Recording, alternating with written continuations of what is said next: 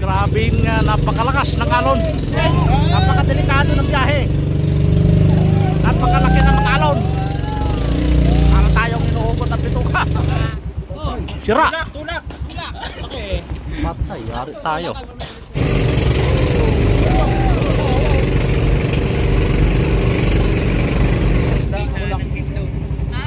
Dito rin sila. Napakaganda ng araw talaga oh.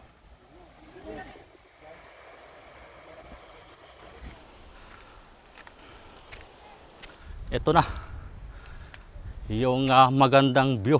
Ganda. Oh, napakataas dito sa kabila. Malalim. Wow, grabing ganda oh. May CR. Yan, pero wala na. Sirang-sira na. Masukal. Itong loob, no? Ganito pala ang itsura nito. Dito sa ilalim ng gubat nitong isla ng Fortune Island. Ayan, dami pala ditong building ng mga sira-sira na. Kaya mahirap pumasok sa mga ganitong struktura na abandonado na. Dito mayroon pang septic tank. Oh, yun oh. So, hindi tayo makakalabas dito. Hindi mo alam kung anong meron dyan sa ilalim nan.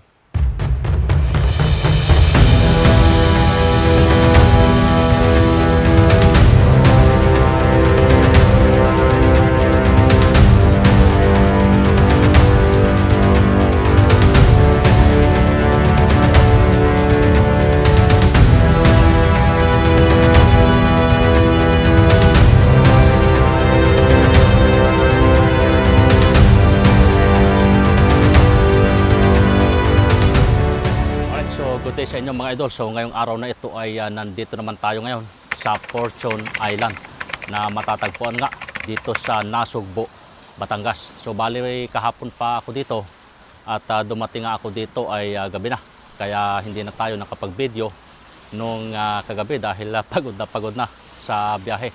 At ngayong araw na ito, ngayong umaga ay lilibutin natin itong isla ng Fortune Island. Right?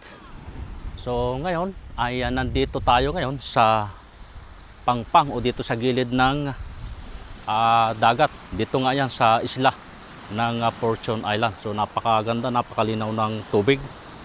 At yung mga bato, mga puti. At dito nga sa buhangin ay masasabi nating puting buhangin din itong isla na ito. Dahil kita nyo naman, talagang napakaputi nga nitong buhangin. So nagkukulay dilaw lang siya kapag basa. Pero kapag natuyo ay makikita mo na white sand siya. Ayan, dito mayroong mga cottage. Yung iba nga lang ay bumigay na. Siguro sa lakas ng hangin. Kaya bumigay itong cottage nito. Pero yung iba ay nananatiling nakatayo. Ayan, so dito ay pwede kayong magrenta nitong cottage nito. Bali sabi nga doon sa nakausap ko kanina, itong cottage na ito ay nagkakahalaga ng 1,500. Yan. So ganyan lang siya kalaki. Dito mayroong mga istruktura na makikita at mga giba-giba na rin dahil parang ang binagyo, no? Parang iba na inabandon na rin itong lugar na ito. Pero ganun pa man ay ito ay dinarayo nga ng mga turista na nanggaling pa sa iba't ibang lugar. Yan, dito makikita nyo itong mga haligi, no? Parang tawag dito White House, no? Sa USA. Kasi ganun yung forma nya. Yan, so aakyatin natin yan, titingnan natin kung ano yung itsura dyan sa ibabaw nitong lugar na ito. Yan, so kung kayo ay pupunta rito, pwede kayong tumawag o magpabook doon sa admin office. Ipa-plug ko lang yung cellphone number dyan para maka-direct tawag kayo, no, doon sa mismong opisina para makapunta rin kayo dito sa lugar ng Fortune Island. Yan, so halos yung biyahe rito ay umaabot ng 1 oras mula doon sa Pangpang papunta nga dito sa isla ng Fortune Island. So medyo malayo din yung biyahe papunta dito. Ayan, makikita naman natin dito, may hagdan. So yung hagdan naman hindi naman masyadong matarik. Kayang-kaya kahit matatanda ay kayang umakyat dito. Ayan, may daan dito, may way. So mamaya yan, dito muna tayo. Ayan.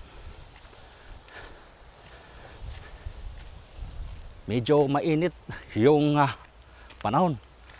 Dahil nga yung araw ay talagang nakalabas, no? Hindi nagtatago sa ulap.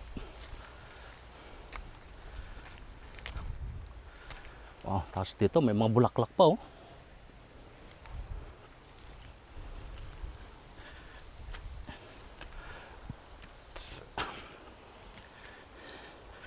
Napakaganda nitong nakatayong ito.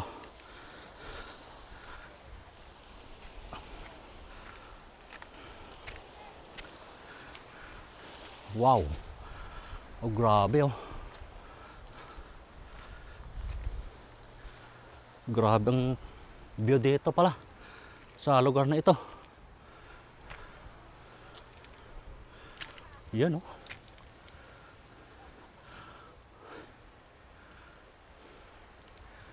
Tapos dito mayroong mga estatwa, oh. Ayun.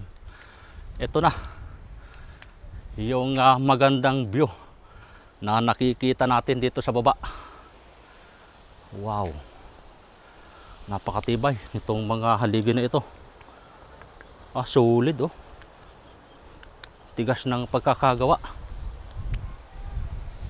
Pero bumibitak na rin ilang bahagi nito. At dito sa kabila nga ay itong dagat, oh. Napakataas pa lang ng lugar na ito. Ayan, oh. Mataas itong lugar. Oh, grabe. Overlooking itong karagatan.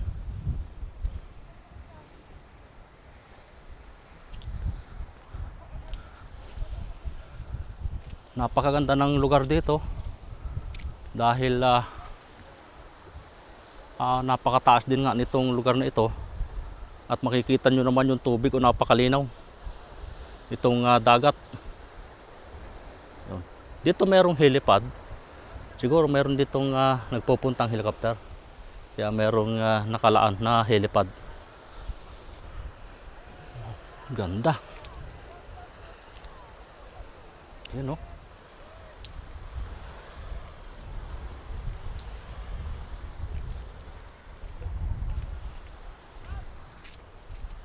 Ang taas nitong kabilang ito. Tapos bitak-bitak na itong sementong sahig. Medyo nakakalula din yung taas dito. Right, so dito tayo pupunta. Tingnan natin itong ibabaw na ito.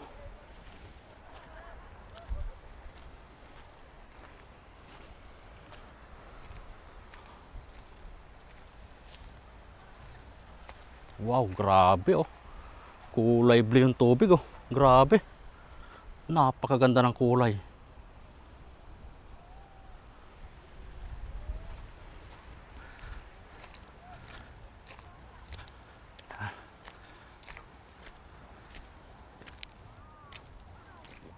Medyo nakakalula din yung taas dito. Kung napapatingin sa baba.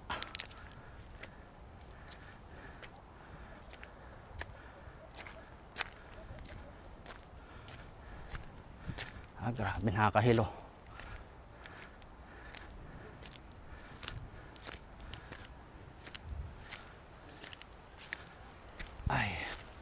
Napakataas dito sa kabila. Malalim. Ganda. Perfect yung view dito sa lugar na ito.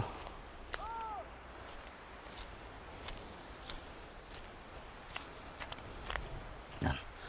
So baba tayo.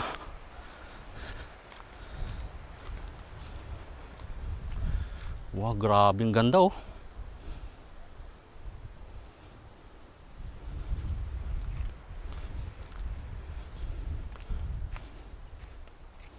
Yan, kulay blue talaga yung tubig dagat.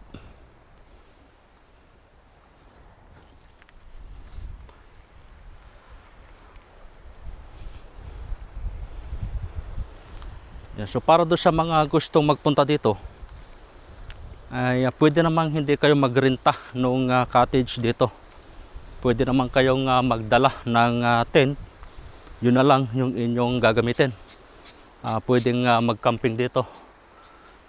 Dahil yung ginawa nga namin dito ay nag-camping na lang kami, nagdala kami ng mga sarili naming tent. So pwede rin naman kayong hindi magdala ng tent, yun nga lang ay magbabayad kayo o uupa ng tent doon sa admin office. So bali 200 pa rin yung inyong babayaran kahit wala kayong dalang tent. At kung may dala, magbabayad pa rin kayo ng 200 pesos. Yung tent na gagamitin, na rerentahan nyo, ay depende sa laki ng inyong gagamitin o rerentahan. Siguro yung 200 ay pandalawahan tao lamang yon. So kung hindi ako nagkakamali.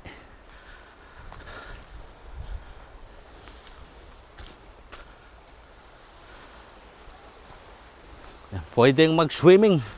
Mamaya ay magsiswimming ako dito para sulit naman yung binayad natin dito.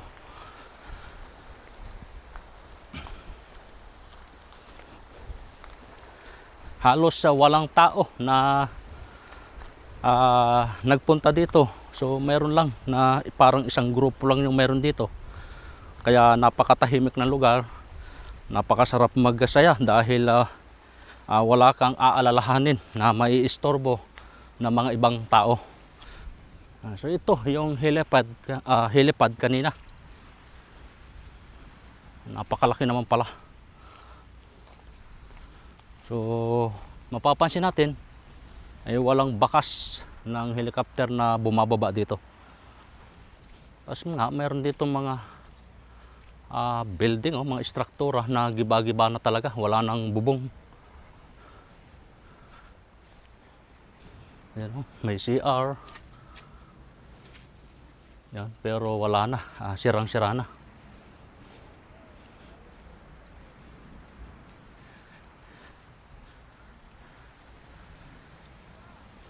Yan, sirang-sira na siya. Tapos dito nga ay merong swimming pool. Kaya lang hindi na nagagamit. Madumi na yung tubig. Marami ng lumot. Siguro ay mas pinipili na mga turista na doon na lang maligo sa dagat dahil mas maganda yung tubig dito sa dagat, malinaw. Tapos dito merong daan papasok dito sa gubat, dito nga sa Fortune Island. So ngayon ay susubukan kong pumasok dito sa loob ng gubat kung ano ba yung pwede nating makita sa loob ng gubat ngang ito. Ano, talagang magubat nga. Itong loob na ito, masukal siya. Pero may daan dito. Medyo malinis siya. Siguro ito ay daan patungo doon sa tower. Yung nandito sa ibabaw ng bundok. Grabe.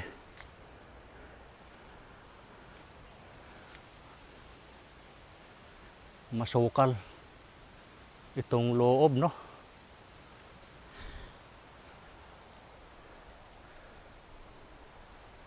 Itong isla na ito ay hindi naman kalakihan para ikutin, kaya lang talagang medyo magubat nga itong loob. Masukal. Tapos may mga semento pa rito.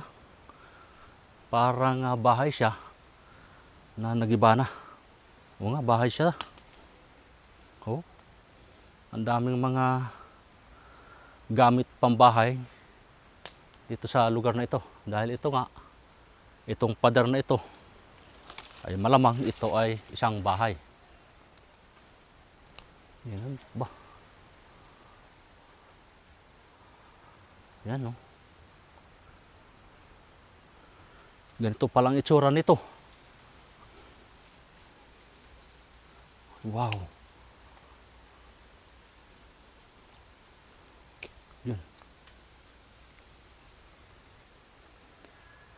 Ganito pala ang itsura nito dito sa ilalim ng gubat nitong isla ng Fortune Island. Kung makikita nyo ay medyo nakakatakot itong lugar dahil mayroong mga semento o mga bahay na inabandona at sira-sira na nga. Yan, kung mapapansin nyo, parang na siyang ang tawag doon, sementeryo, no? Dahil nga sa mga bahay o mga semento na nakatiwangwang.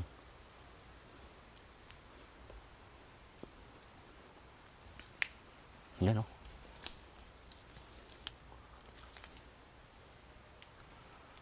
Grabe. Ay, ang dami pala ditong building ng mga sira-sira na. Oh. Uy, ano yun?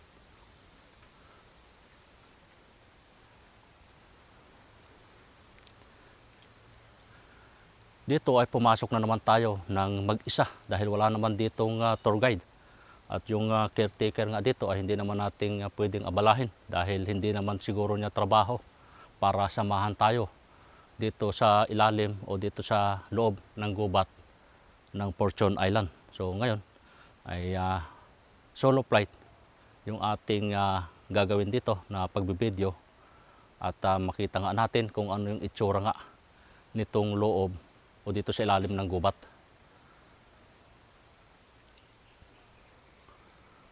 Ang daming durog-durog na semento. Ya. Grabe, oh.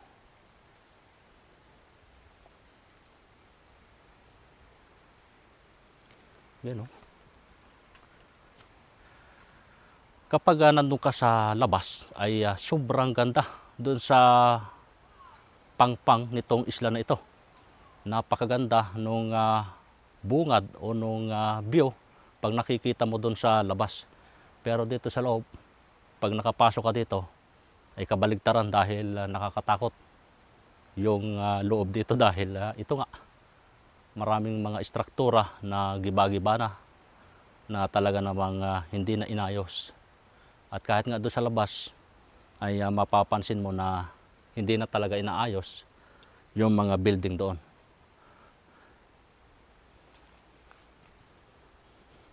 Ouch! Grabe yan. Kaya meron dito CR siguro to. Kasi yung simento niya ay mga mukhang pang CR. Yeah. Wow. Oh. Yun, oh. Medyo malalaki din itong mga punong kahoy dito.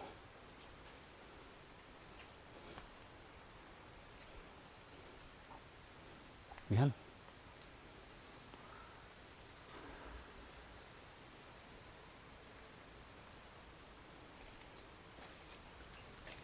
Ang daming mga building dito na giba-giba na talaga. Kaya medyo nakakatakot din pumasok dito dahil itong mga ganitong istruktura, yung mga building o yung mga semento na giba-giba ay pinamumugaran yan ng mga makakamandag na ahas. Kaya mahirap pumasok sa mga ganitong istruktura na abandonado na.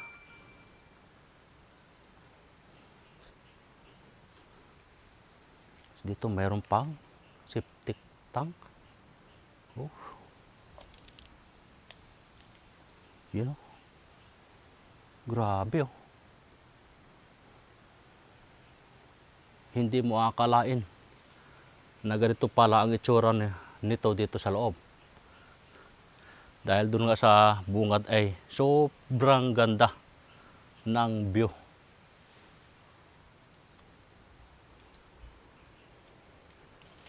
Yan.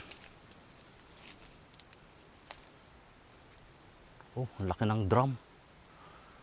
Tapos dito mayroon siyang buli. Ito yung puno ng buli.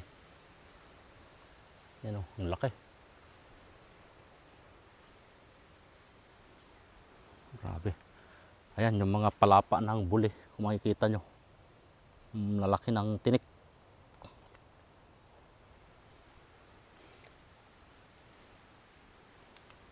Tapos meron pa doon.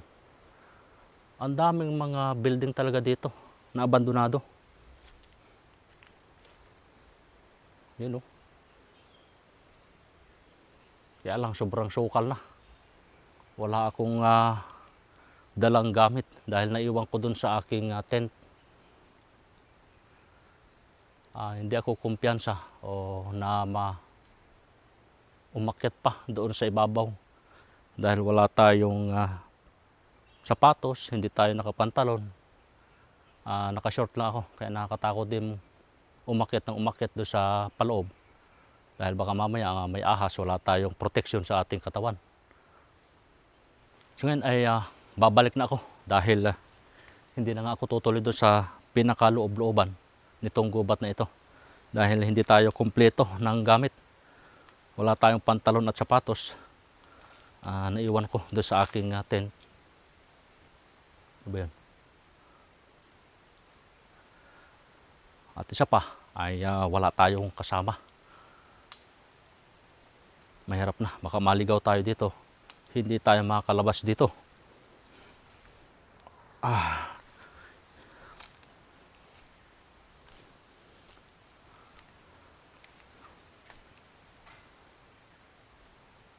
Grabe.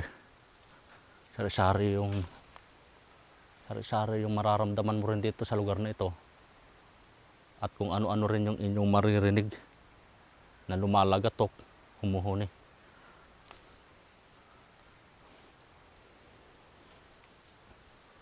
Yan.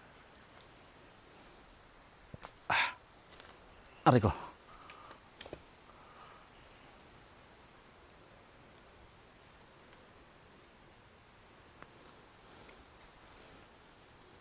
Yan.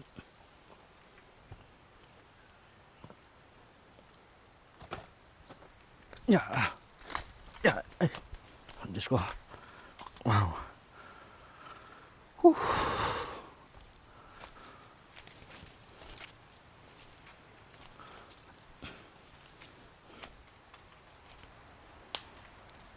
Grabe.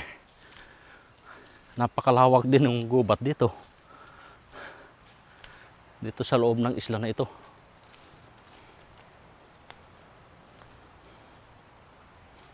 Aray. Oh.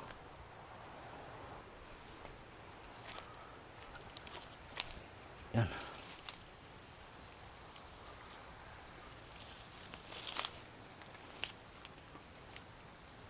Aray ko. Ang daming ano dito, mga parang septic tank. Yan. Hindi mo alam kung anong meron dyan sa ilalim yan. Mamaya meron ka ano dyan, kabaon. Ayan, meron pa doon mga ano, mga semento.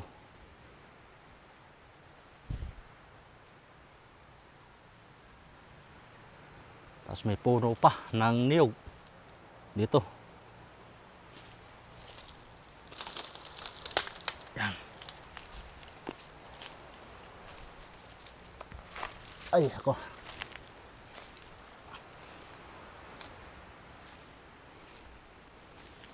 Napakalaking puno pa nito. Oh.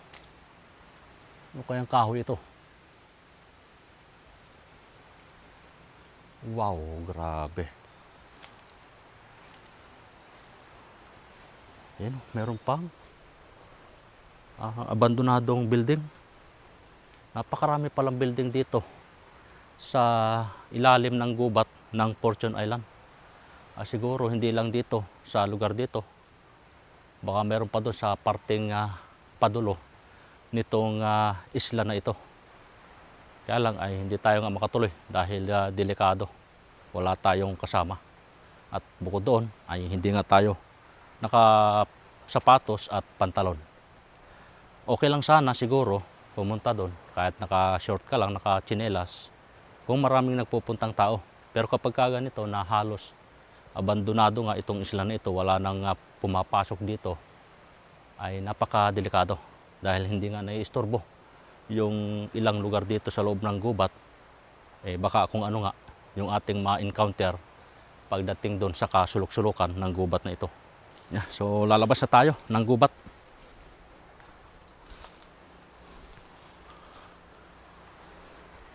Yeah.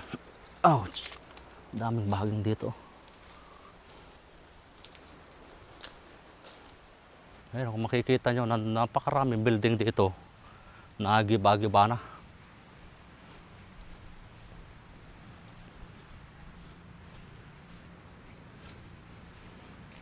Oh. Yan, oh. Tinubuan na ng balite itong loob ng struktura. Yan, puro balite na siya, oh. Nababalot na ng mga ugat. Napakaganda ng view dito.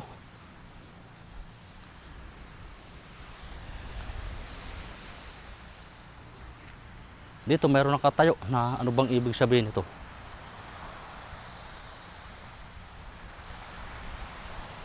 Nabura na yung nakasulat. Pero may nababasa tayo rito. Ano ito?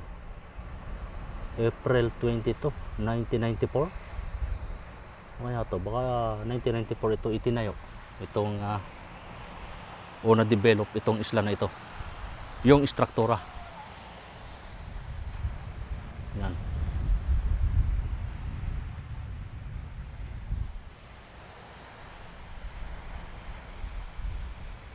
Ang dami nang nasira talaga.